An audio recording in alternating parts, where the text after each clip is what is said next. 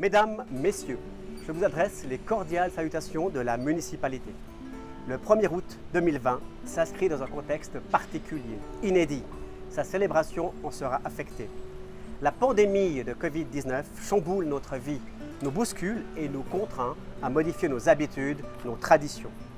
Depuis 4 mois environ, se jouant des frontières et des limites géographiques, ce virus bouleverse le monde. Rarement, l'humanité aura traversé une telle épreuve au même moment. Survenant dans un contexte de dérèglement climatique, cette pandémie a radicalement et rapidement modifié nos relations avec les autres, notre façon de travailler et notre rapport au monde. Tous les champs de l'activité humaine sont impactés. Famille, travail, formation, loisirs, culture et sport. Malgré un sentiment actuel de retour à la normalité, nous sommes contraints à évoluer dans l'incertitude. Le bilan de ces quelques mois est terrible.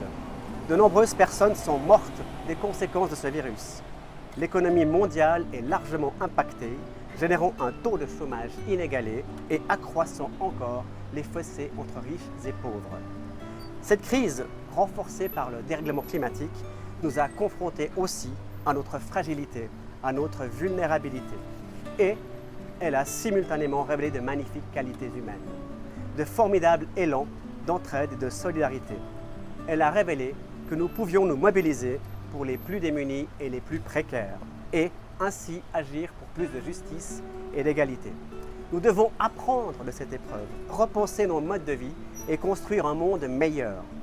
Nous devons prendre conscience que notre futur et notre liberté sont indissociables de la solidarité et de l'attention aux autres. Nous sommes face à l'absolue nécessité de coopérer, de bâtir une société plus durable, plus solidaire, plus équitable. Penser globalement, agir localement. Renan, Ville à vivre, a inscrit dans son programme de législature 2 thèmes majeurs. Développer la qualité de vie et garantir un avenir durable. Le formidable développement de Renan, dans le champ de la mobilité notamment, atteste de ses volontés. La démarche participative Demain Renan, prévue à l'automne, permettra à la population de repenser notre manière de vivre et de construire la ville. Le 1er août est l'occasion de célébrer les valeurs de solidarité, de citoyenneté et de démocratie.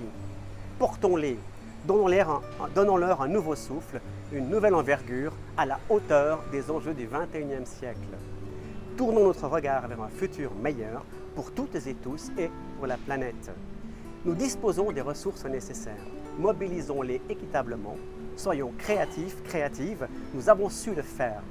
Pour la qualité de vie et notre avenir, soyons toutes et tous solidaires et responsables. Prenez soin de vous, de vos proches et de vos amis. Au nom de la municipalité, je vous souhaite un bon 1er août. Bonjour à toutes et à tous, bon 1er août. Aujourd'hui, nous aurions dû festoyer toutes et tous ensemble, mais malheureusement, le Covid est passé par là. Si l'on dit que l'on peut trouver du positif dans n'importe quelle situation, celle de cette année me permet de m'adresser à vous différemment.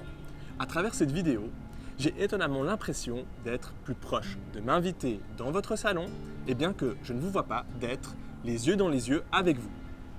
Communiquer avec vous, être proche des citoyens et citoyennes est important pour moi, et ce, d'autant plus en tant que président du conseil communal de Renan.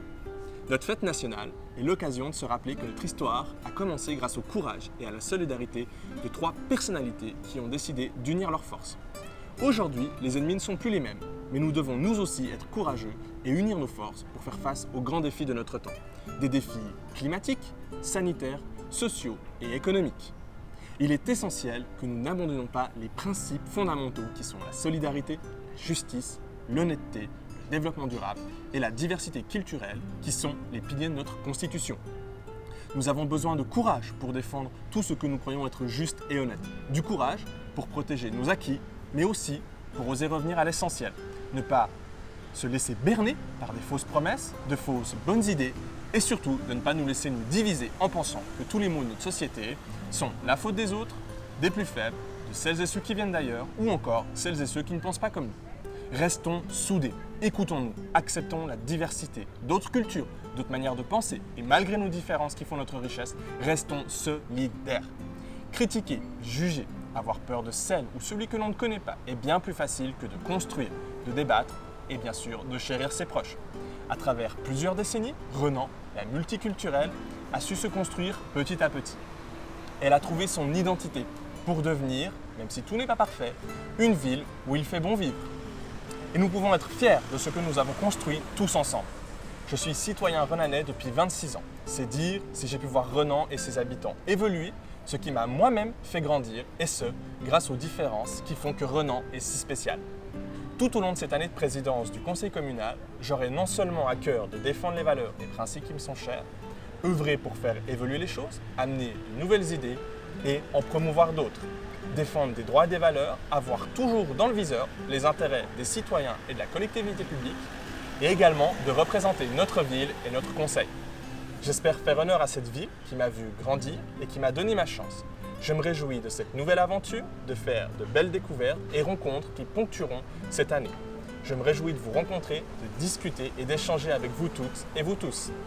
J'espère que les mois à venir vous apporteront du positif.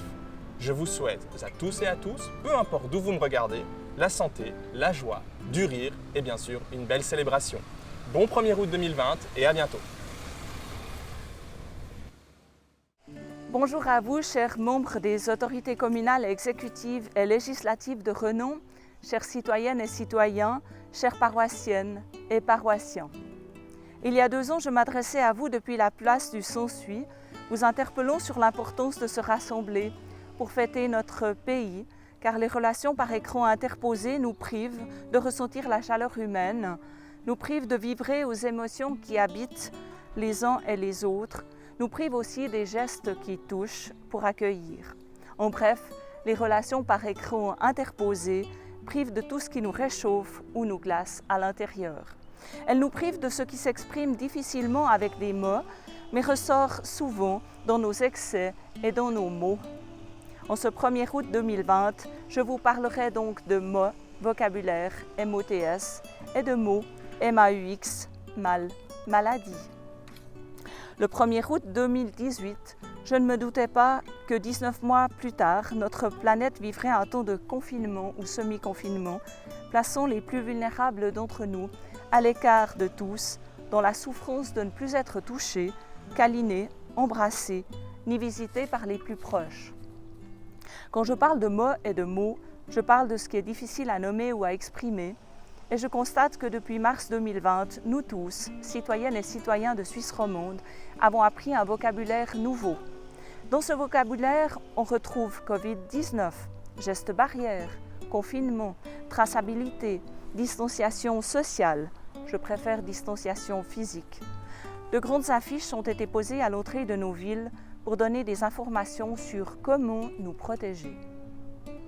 Tous ces mots et ces nouveaux comportements à adopter laissent transparaître des mots que nous voyons émerger, non seulement la maladie du Covid due au Covid-19, mais aussi la colère, l'angoisse, les souffrances psychologiques, les suicides, les divorces.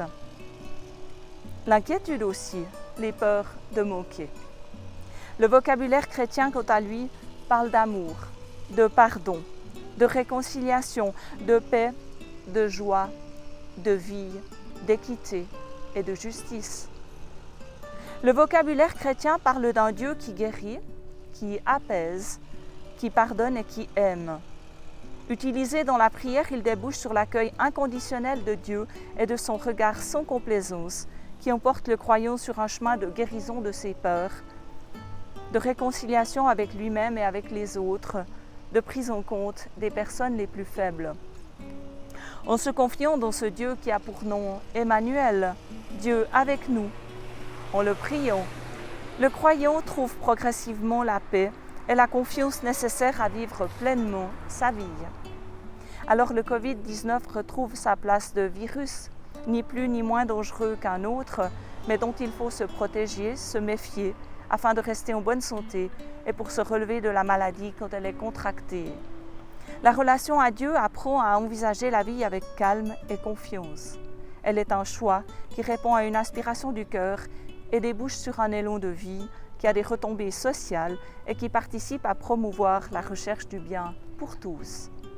Durant le semi-confinement, les modes de discipline collective, de solidarité, trouvaient tout à coup un écho inattendu, nouveau. Mais aujourd'hui que le déconfinement opère doucement, aujourd'hui et demain, aurons-nous encore des gestes solidaires? Vivrons-nous encore la solidarité avec les acteurs du tissu économique local? Vivrons-nous encore dans une sobriété qui protège l'environnement et la vie du plus grand nombre? Saurons-nous encore aider et aimer nos aînés? Saurons-nous encore protéger, encadrer et aimer nos enfants? Le 1er août 2020 nous contraint à nous interroger et à réfléchir au sens que nous voulons donner à notre existence d'être humain et aussi de collectivité nationale dans le monde de demain. Chacun est invité à reconsidérer sa place, son espace, son travail, sa famille, sa nation sous un angle différent. Développer et prendre soin de sa spiritualité participe à cette recherche d'un monde plus équilibré, plus solidaire et plus juste. Je vous remercie d'avoir pris le temps de m'écouter et vous souhaite une suite paisible.